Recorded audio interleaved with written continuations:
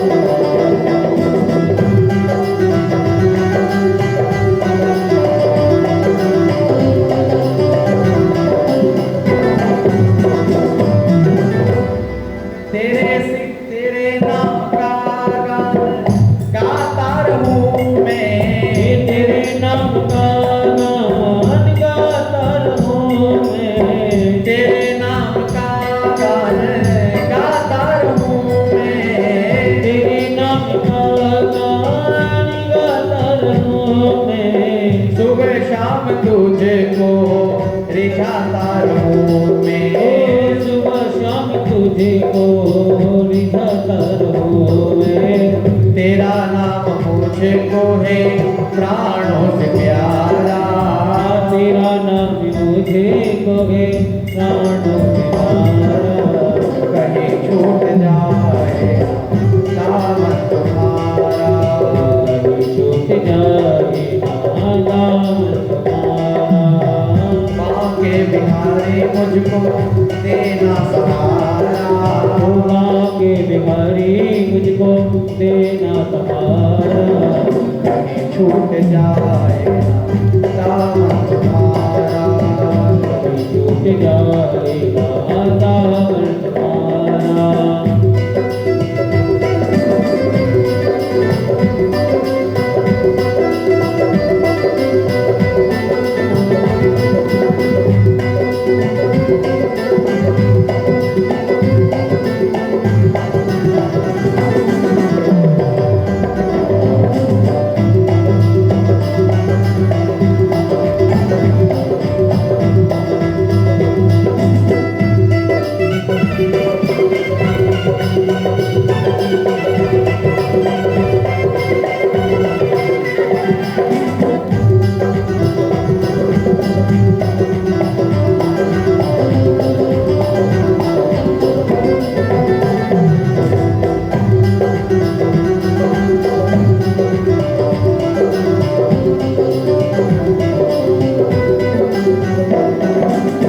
तेरे रास्ते से हटाती है दुनिया, तेरे रास्ते से हटाती है दुनिया। तेरे रास्ते से हटाती है दुनिया, तेरे रास्ते से हटाती है दुनिया। इशारों से मुझे को बुलाती है दुनिया, इशारों से मुझे को बुलाती है दुनिया,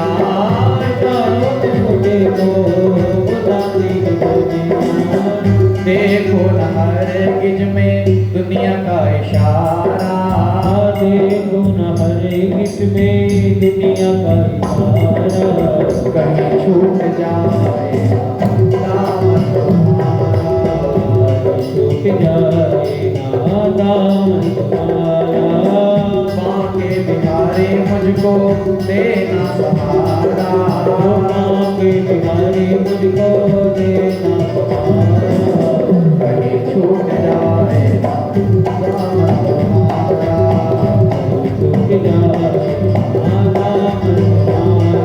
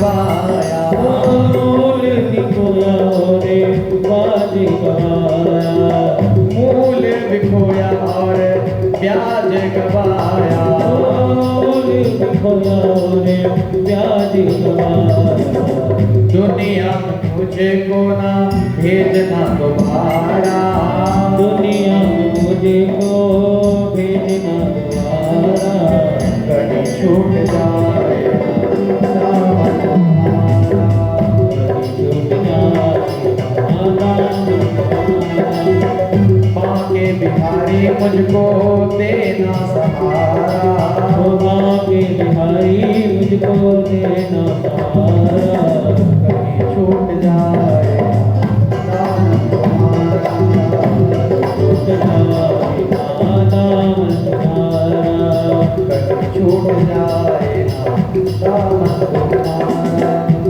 छूट जाए दामन तुम्हारा। बोले भक्त वत्सल भगवान की जय। सारी रात सुदामा जी चलते रहे।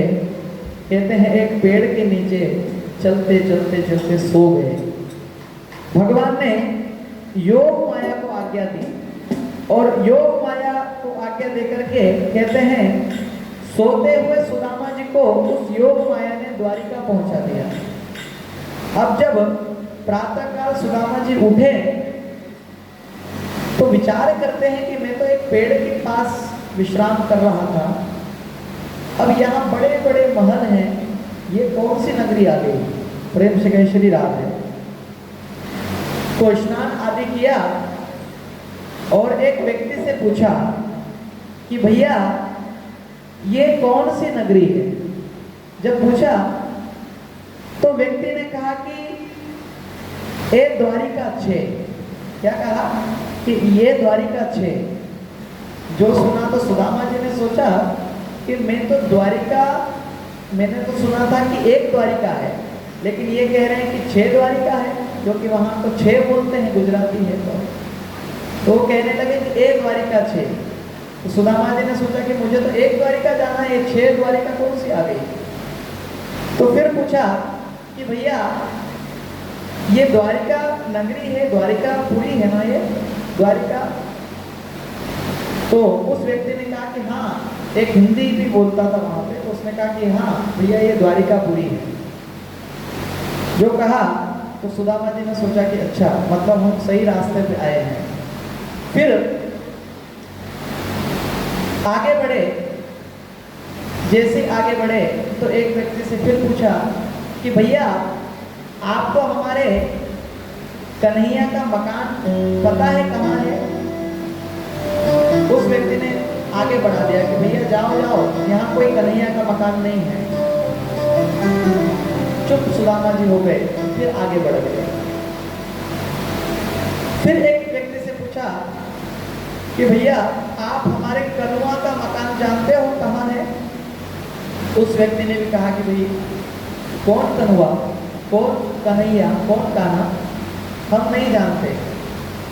आगे बढ़ा दिया, सुदामा जी आगे चल दिए। फिर एक कुएं के पास बहुत सारे द्वारिकापुरी के वासी जल भर रहे थे। उस कुएं के पास जाकर के पूछा सुदामा जी ने कि भैया मैं सुबह से शाम हो गई है, मैं घूम रहा हूँ, आप मुझे सही पता बता दो। तो एक व्यक्ति बड़ा सज्जन था, वो सुदामा जी के पास गया और सुदामा जी से बोला कि आप किसका पता ढूंढ रहे हो, आप हमको जरा बताओ। तो सुदामा जी बोले कि हम कन्हैया का पता ढूंढ रहे हैं। अब उस व्यक्ति ने कहा कि भैया आप जिसका पता ढूंढ रहे हो, आप उसका नाम क्या बता रहे हो? बोले उसका नाम है कन्हैया, कान्हा, कनुआ, यही नाम है, बचपन का नाम सुदामा जी बता रहे हैं। तो उस व्यक्ति ने कहा कि भैया यहाँ द्वारिकाधीश में उनको कनुआ नाम से कोई नहीं जानता। बोले आपको कहना पड़ेगा कि अनंत श्री विभूषित महाराजा विराज यदुकुल शिरोमणि द्वारिकाधीश भगवान का महल कहाँ है, ये पूछना पड़ेगा। तब जाकर के आपको बताएंगे। आप कहोगे कि भगवान का माल कहाँ है, कौन बताएगा। जो सुना तो सुदामा जी बोले कि भैया अब तो आप मेरी बात को समझ चुके हो ना, आप बता दो उनका महल कहाँ है। उस व्यक्ति ने कहा कि देखो जितने भी महल यहाँ आपको दिख रहे हैं, बोले उन्हीं के महल है, लेकिन जो सबसे बड़ा महल है, बोले उनकी सबसे बड़ी रानी रुक्मिणी जी का महल है, और वो सामने दिख रहा है, वहां आप चले जाओ। सुदामा जी धीरे धीरे धीरे धीरे कहते हैं, लाठी टेकते टेकते पहुंच गए और द्वार पर सुदामा जी खड़े हो गए, द्वारिकाधीश के द्वार पर। अब द्वारपाल वहीं खड़े हैं। द्वारपालों ने जैसे ही सुदामा जी अंदर आना चाहते हैं, कहते तुरंत रोक लिया, अंदर जाने नहीं दिया, मना कर दिया कि भैया ये इतना दीनहीन गरीब निर्धन ब्राह्मण, कहते आज तक हमने द्वारिका में ऐसा ब्राह्मण नहीं देखा, ये ब्राह्मण कहाँ से आ गया। मना किया, भगाने लगे, चले जाओ, निकल जाओ यहाँ से। क्योंकि सुदामा जी कहते हैं कि भैया मैं द्वारिकाधीश कृष्ण का मित्र हूँ, मेरा नाम है सुदामा। जो सुना तो द्वारपालों ने कहा कि भैया ऐसा भी कोई ब्राह्मण द्वारिकाधीश का मित्र हो सकता है क्या, ऐसा विचार किया। भगवान का मित्र ऐसा हो सकता है क्या, उसकी स्थिति ऐसी होगी क्या, ऐसा विचार करके उनको भगाने लगे कि आप चले जाओ, यहाँ से अंदर नहीं जा सकते, रोक दिया। सुदामा जी ने कई बार कहा तो कहते एक सज्जन व्यक्ति आए, उन्होंने कहा कि भैया आप भगवान को जाकर के बताओ तो सही, जाकर के कि एक मित्र हैं आपके, वो मिलना चाहते हैं। तो द्वारपाल ने कहा कि भैया अभी एक काम करो, यहीं रुके रहो, अंदर मत आना एकदम से, हम पहले भगवान को खबर पहुंचा दें, और वो अगर आज्ञा देंगे तो ही आना, नहीं तो नहीं आना। अब वो जो द्वारपाल हैं वो भगवान के पास गए। उस समय भगवान भोजन पा रहे थे अपने स्थान पर बैठ करके। भगवान का भोजन हुआ, फिर पूछा रुक्मिणी जी कि क्यों आए हो।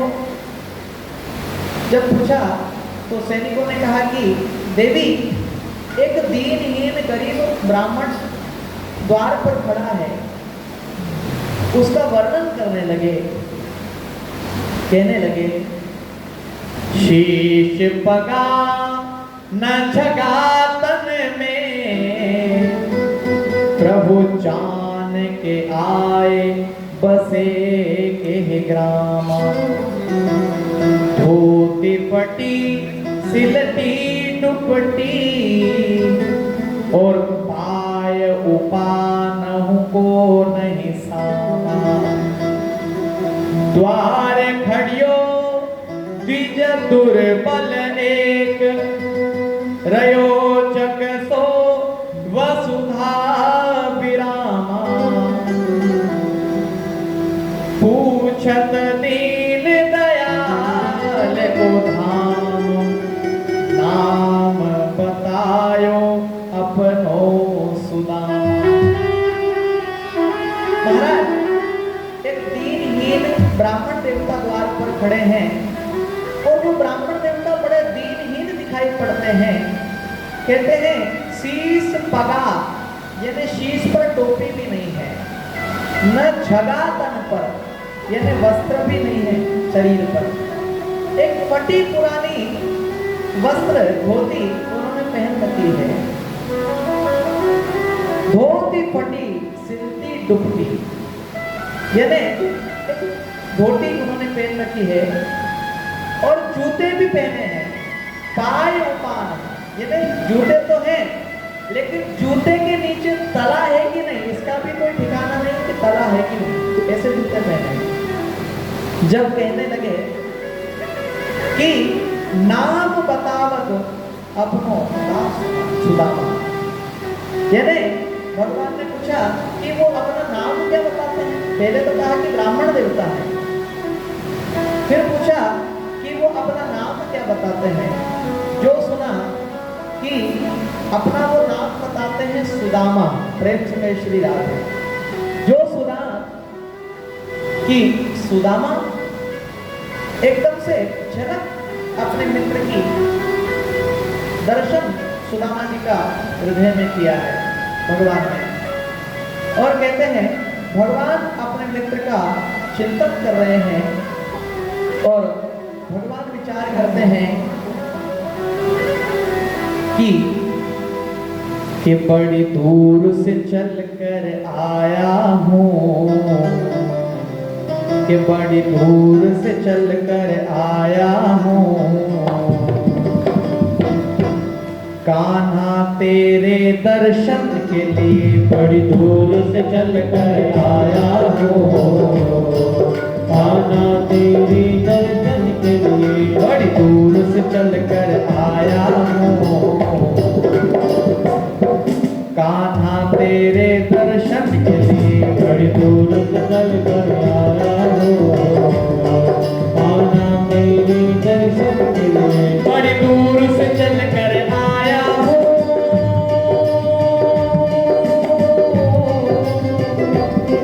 बड़ी दूर से चल कर आया हूँ, कान्हा तेरे दर्शन के लिए, कान्हा तेरे दर्शन के लिए, कान्हा तेरे दर्शन के लिए, कान्हा तेरे दर्शन के लिए। एक फूल गुलाब का, एक फूल गुलाब का लाया हूँ, चरणों में तेरे अर्पण के लिए एक फूल गुलाब का लाया हूँ, चरणों में तेरे अर्पण के लिए।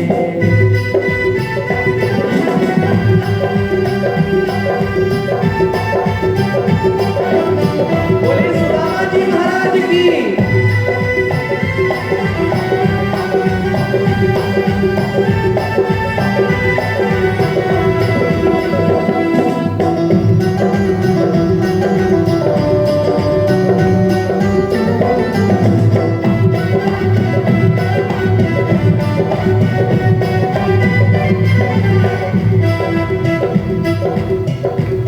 नारोली मूली चावल है,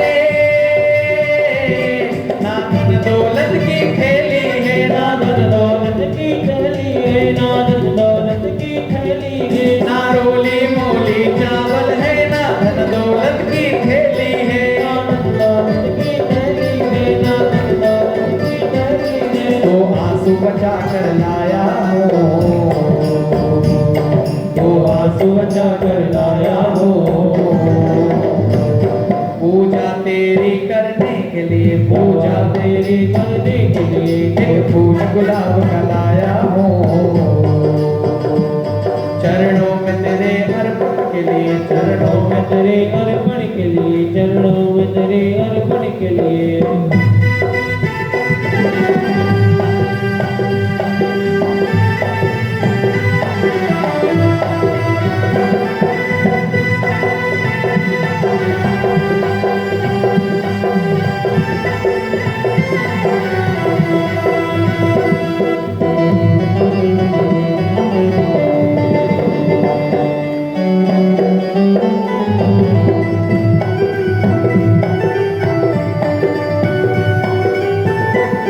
नारंग महल की अभिलाषा, नारंग महल की अभिलाषा, ना इच्छा सोने चांदी की, ना इच्छा सोने चांदी की, ना इच्छा सोने चांदी की, तेरी दया की दौलत है हो, तेरी दया की दौलत है, झोली मेरे भरने के लिए, झोली मेरी भरने के लिए, झोली मेरे भरने के लिए बड़ी दूर से चल कर आया हूँ, बड़ी दूर से चल कर आया हूँ,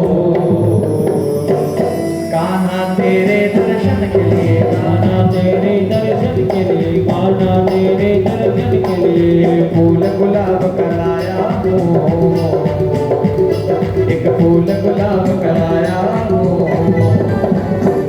चरणों में तेरे अर्पण के लिए, चरणों में तेरे अर्पण के लिए, चरणों में तेरे अर्पण के लिए।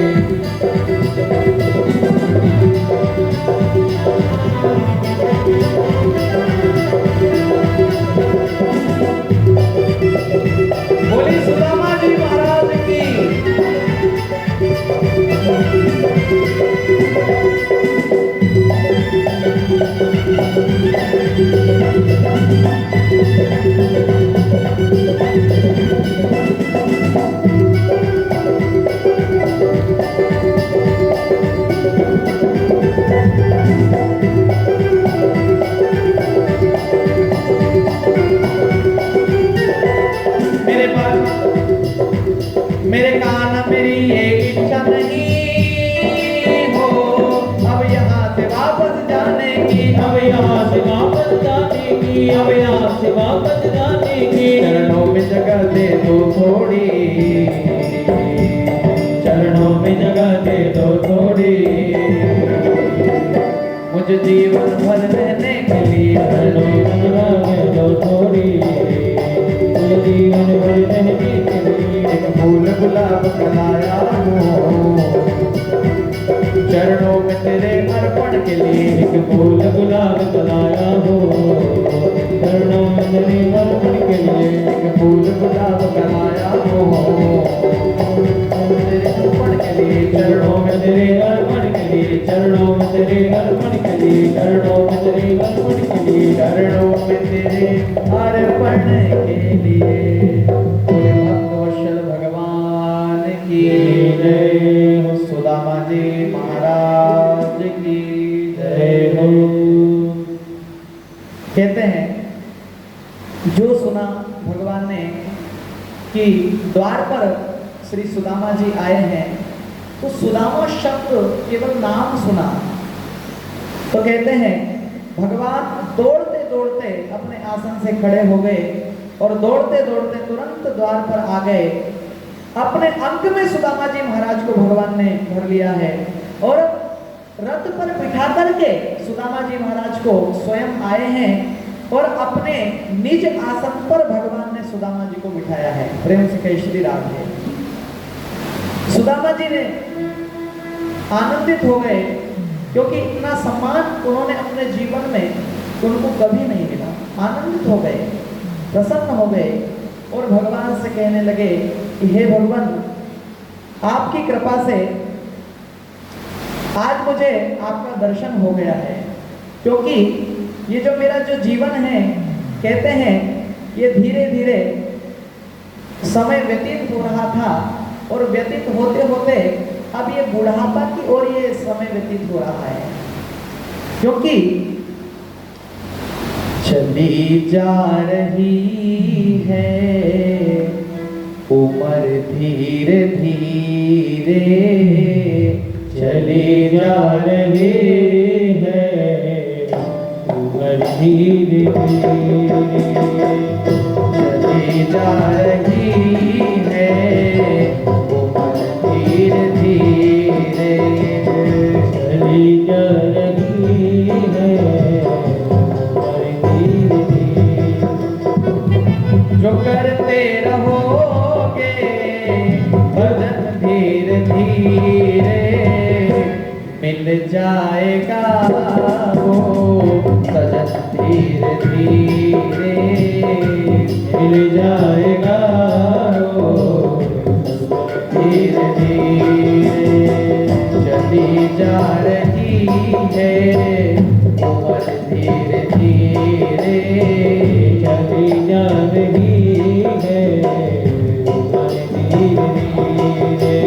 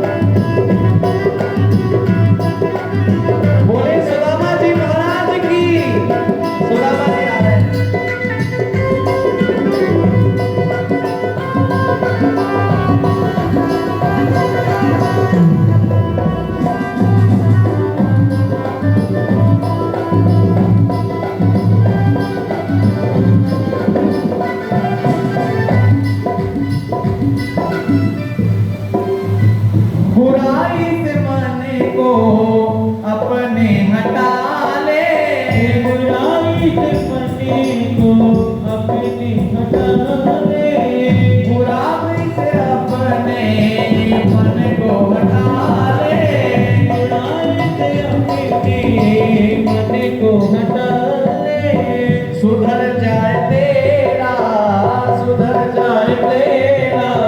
जीवन धीरे धीरे चली जा रही है, उम्र धीरे धीरे चली जा रही है, पर धीरे धीरे चली जा रही है, उम्र धीरे धीरे चली जा रही है, पर धीरे धीरे।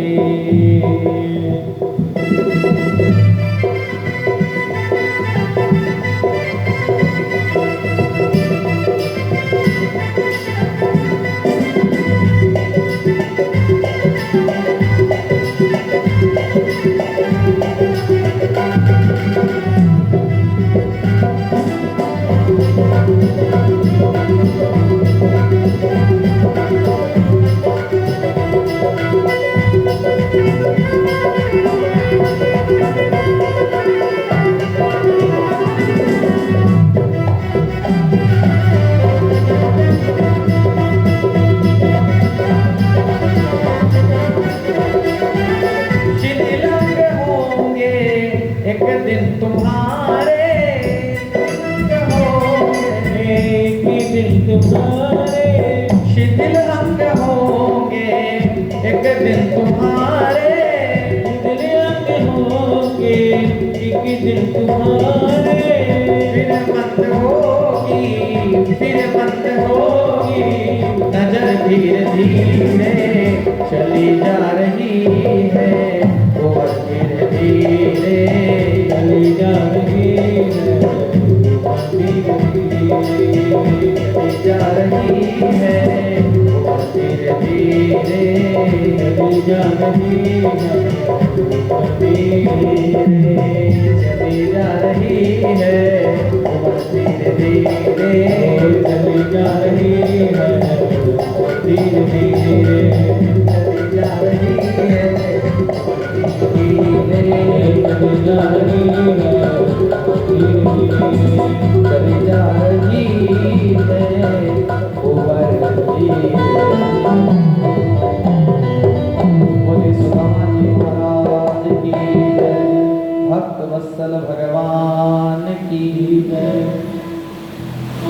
कहते हैं सुदामा जी महाराज को दिव्य सिंहासन पर भगवान ने बिठाया है, और कहते हैं भगवान सुदामा जी के चरण प्रक्षालन करने लगे, और जब चरणों का प्रक्षालन करने लगे यानी धोने लगे, तो सुदामा जी से भगवान ने पूछा कि सुदामा जी आपके पैरों में ये कांटे कितने सारे हो गए। जब कांटे सुदामा जी के चरणों में देखे तो सुदामा जी ने कहने लगे कि हे भगवान, ये जो कांटे हैं मेरे पैर में, बोले ये रास्ते में मेरे मित्र बन गए थे, अपने सखा बन गए थे, कि रस्ते भर रो रो कर हमसे, कि रस्ते भर रो रो कर हमसे पूछा पाव के छालों ने, रस्ते भर रो रो कर हमसे, के पूछा पाव के छालों ने, कि बसती कितनी दूर बसाली, कि बसती कितनी दूर बसाली, दिल में बसने वालों में, कि रस्ते भर रो रो कर हमसे। भगवान कहते हैं, भगवान को कहते हैं सुदामा जी, अरे मित्र, ये जो छाले हैं, ये कांटे हैं, ये तो मेरे मित्र बन गए थे, कि एक ही मित्र बनाया था हमने, एक ही मित्र बनाया था हमने, उसका नाम कन्हैया था, उसका नाम कन्हैया था। बचपन में भी बिछड़ा हमसे, बचपन में भी बिछड़ा हमसे, तो आज मिला वह सालों में कि रस्ते भर रो रो कर हमसे पूछा पाँव के छालों में कि ऐसे बिहाल विवाइन सो, पग कंकट जाल लगे पुनि जो, हाय महा दुख पाए सखा, तुम आए इते न किते दिन को। यहाँ भगवान सुदामा जी से सुंदर वार्तालाप कर रहे हैं। पूज्य गुरु जी कुछ आपको कुछ कहना चाहते हैं।